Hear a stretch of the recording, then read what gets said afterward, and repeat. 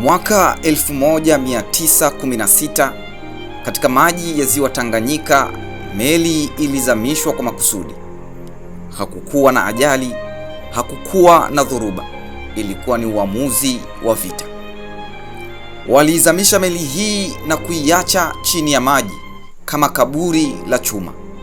Miaka michache baadaye, meli ile ile ikarudi juu ya maji, sio kama silaha, bali kama daraja la maisha. Na kufikia leo ni zaidi ya miaka 100, lakini bado inakatisha ndani ya ziwa hili. Hii ni meli ya MV Liemba. Hii si hadithi ya meli pekee.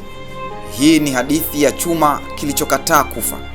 Fuatana nami kwenye simulizi ya meli iliyobeba mizigo, matumaini, hofu na mabadiliko ya kizazi hadi kizazi.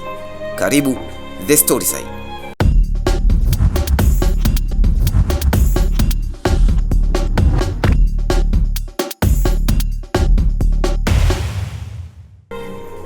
Mwaka 1913 katika mji wa Papenburg kaskazini mwa Ujerumani, ndani ya karakana maarufu ya meli ya Meyer Werft, mafundi na wahandisi walianza kazi ya kipekee iliyoshangaza dunia.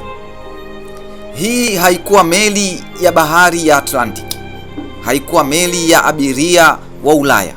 Ilikuwa meli iliyokusudiwa kwa koloni la mbali, yani German East Africa, eneo ambalo leo ni sehemu ya Tanzania, Burundi na Rwanda.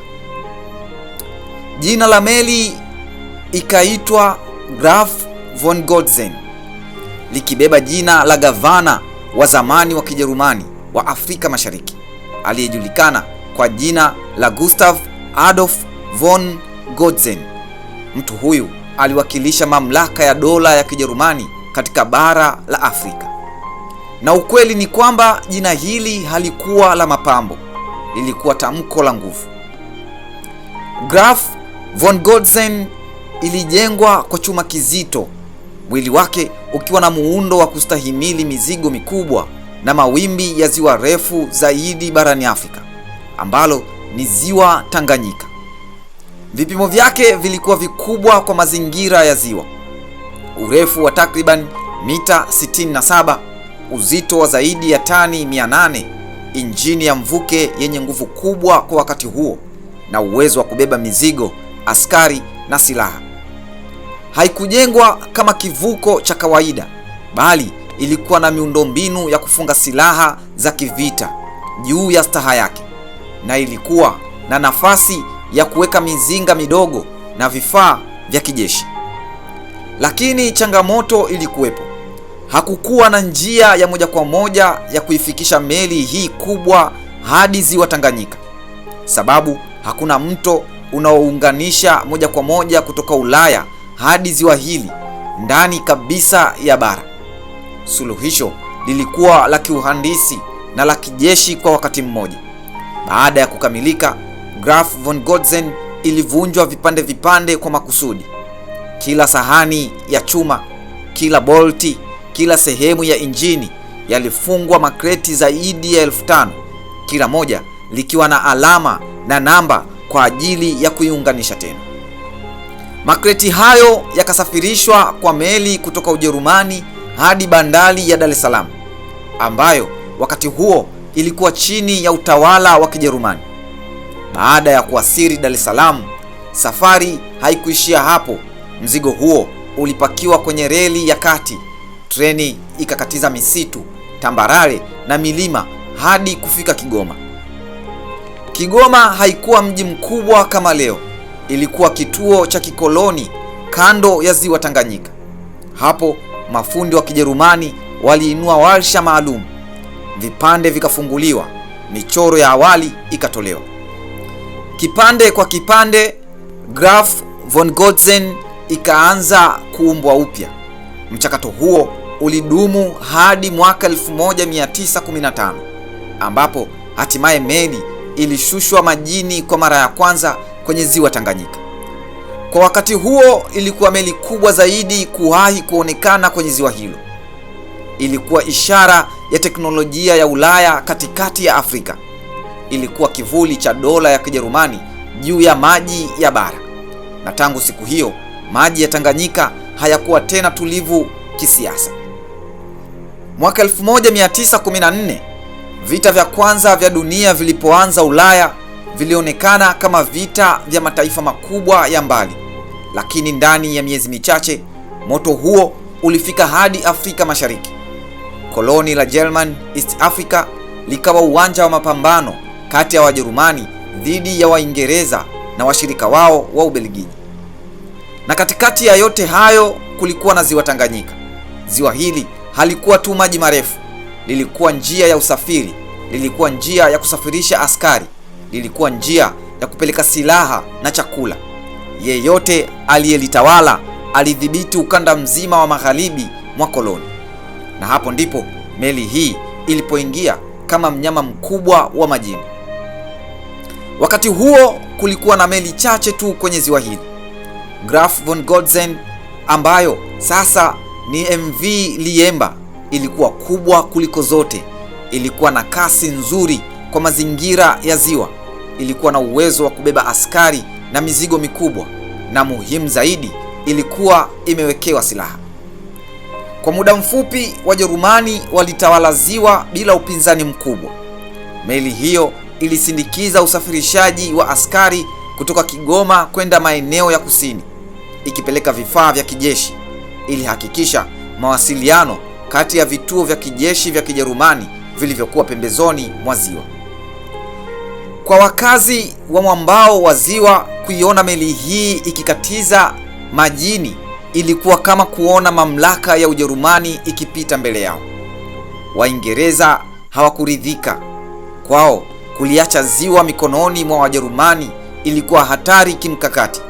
Ziwa Tanganyika liliunganisha maeneo ya Kongo, wakati huo chini ya Ubelgiji, Rhodesia ya kaskazini ambayo ni Zambia ya leo, na Tanganyika. Mwaka 1915 Waingereza walipanga operesheni ya ajabu. Walituma boti ndogo za kivita kutoka Uingereza hadi Afrika. Boti hizo zilipelekwa kwa meli hadi Cape Town, kisha kwa reli na mito, zikisafirishwa kwa vipande hadi kufika ziwa Tanganyika. Operesheni hiyo iliongozwa na maafisa wa jeshi la wanamaji la Uingereza, wakiamini kuwa kasi na wepesi wa boti zao ungeweza kushindana na ukubwa wa Graf von Goltzen. Mapigano yaliyofuata hayakuwa kama yale ya Bahari Kuu. Hayakuwa na manowari au meli za kivita za Atlantic. Yalikuwa mapambano ya kimbinu, kasi dhidi ya ukubwa na ujasiri dhidi ya uzito. Boti ndogo za Waingereza zilianza kushambulia na kudhibiti meli ndogo za Kijerumani kwenye ziwa Tanganyika. Kila ushindi mdogo ulipunguza nguvu ya mtandao wa usafirishaji wa Wajerumani. Graf von Goltzen, licha ya ukubwa wake, haikuweza kuwa kila mahali kwa wakati mmoja. Ililazimika kulinda maeneo muhimu, kusindikiza mizigo na kuonyesha uwepo wake kama tishio. Lakini kadiri vita vilivyoendelea, mizani ilianza kubadilika.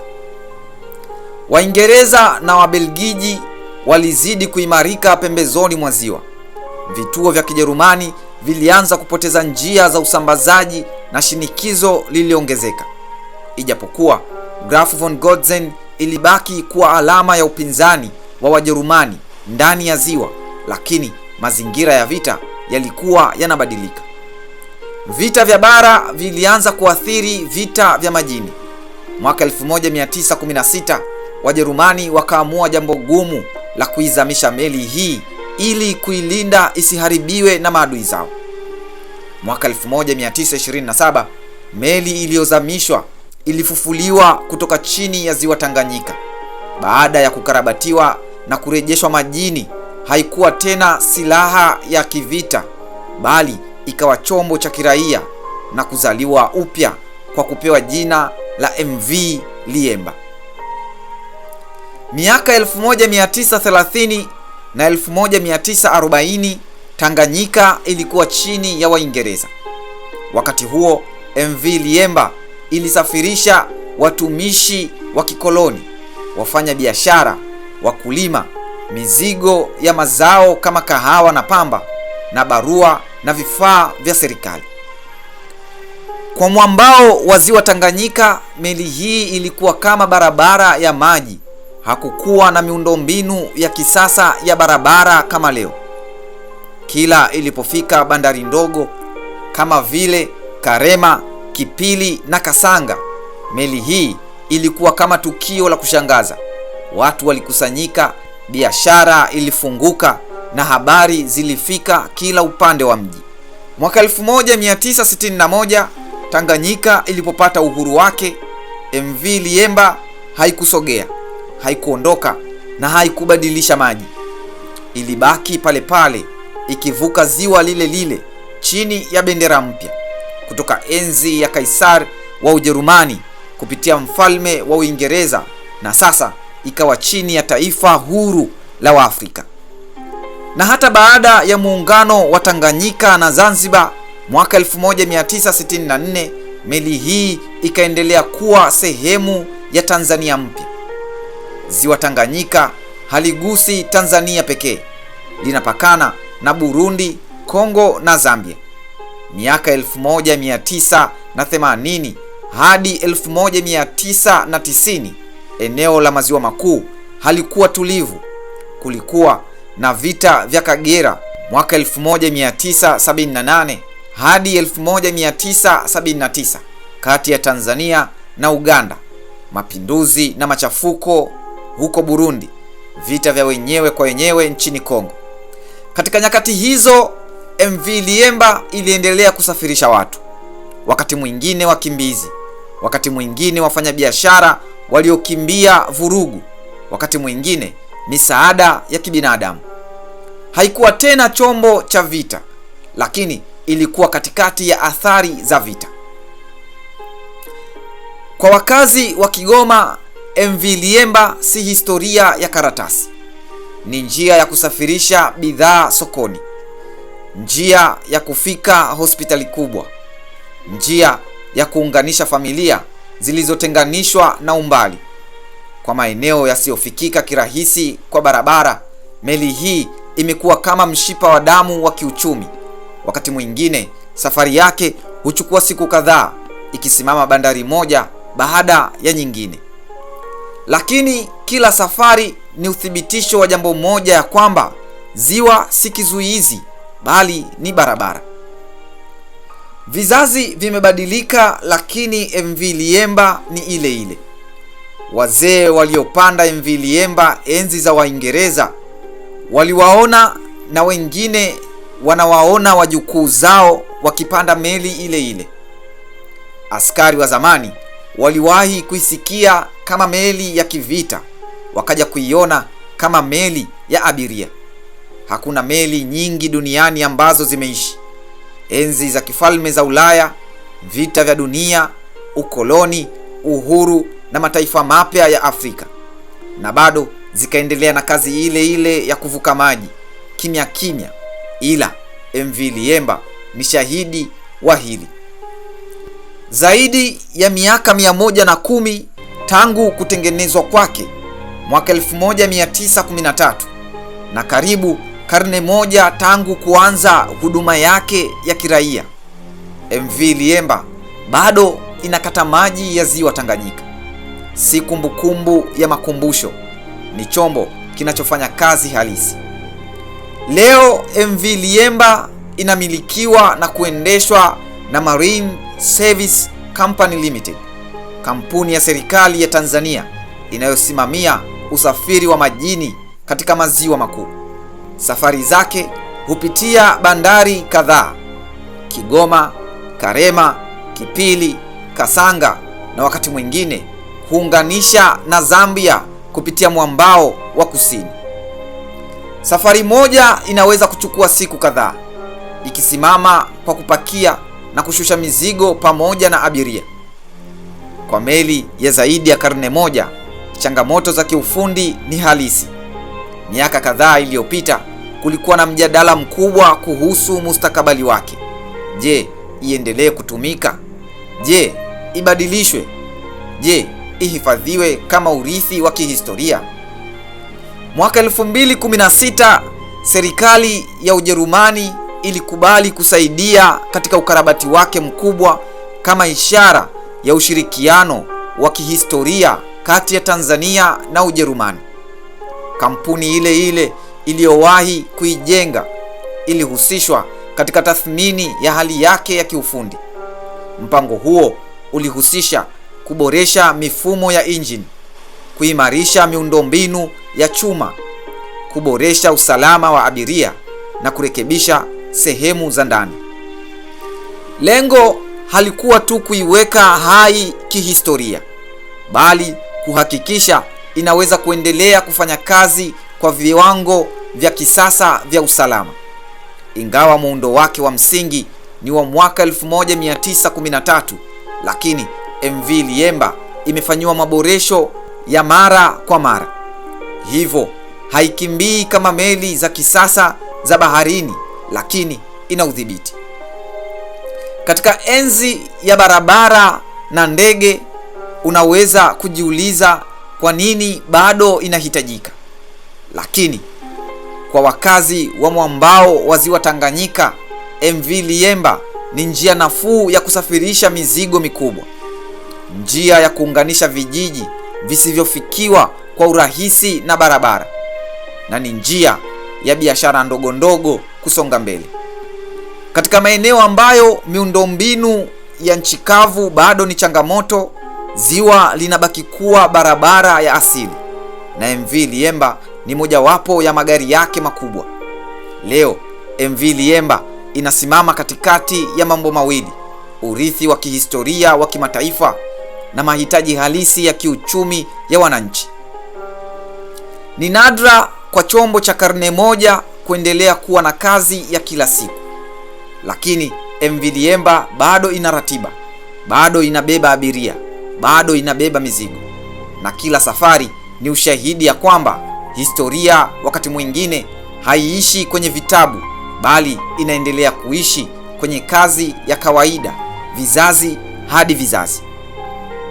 Jina lake la kivita lilizama pamoja na himaya iliyozaa meli hii, lakini kutoka chini ya maji kitu kingine kilizaliwa ambacho ni MV Liemba. Na kila inapokatiza maji ya Ziwa Tanganyika usiku, taa zake zikitetemeka juu ya uso wa ziwa tulivu, sauti yake nzito ya injini inasikika kama pumzi ya kihistoria. Si kelele ya vita, si mlio wa mamlaka, ni sauti ya muda. Kwa zaidi ya karne moja, MV Liemba imebeba mizigo, matumaini, hofu na mabadiliko ya kizazi hadi kizazi. Haibebi abiria pekee, inabeba kumbukumbu za ukoloni, inabeba hadithi za uhuru, inabeba safari za watu wa kawaida. Baadhi ya meli huzama na kusahaulika, lakini hii ilizama, ikafufuka na ikaendelea kuishi, na hadi leo inakatiza maji yale yale yaliyoyaona wakati wa vita, lakini sasa ikakata maji kwa amani. Je, unafahamu nini kuhusu meli hii ya MV Liemba? Tuambie maoni yako kwenye comment. The Storyside tunakusimulia kila hadithi za Afrika na dunia kwa namna isiyosahaulika. Ni mahali ambapo tunafanya historia haiishi, bali inaishi kupitia simulizi zetu. Usisahau kusubscribe, kulike na kushare simulizi hii kwa wengine. Tuonane kwenye simulizi inayofuata hapa The Storyside.